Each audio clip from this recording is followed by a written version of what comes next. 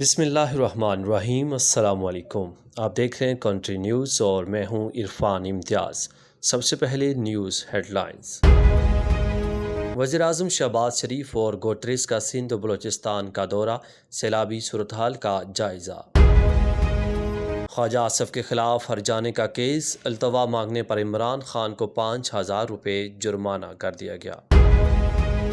عوامی مسلم لیگ کے سربراہ شیخ رشید کا کہنا ہے کہ شکور شاد کے استعفے کی معطلی سے سارے استعفے معطل ہو گئے۔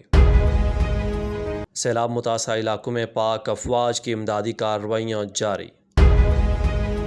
کنگ چارلس سوم باضابطہ طور پر برطانیہ کے نئے بادشاہ بن گئے۔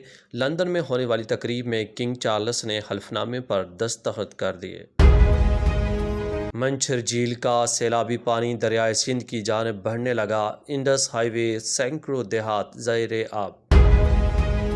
الیکشن کمیشن نے انتخابی نتائج حاصل کرنے کے لیے نیا سسٹم متعارف کروا دیا، RMS تیار بھی کر لیا گیا۔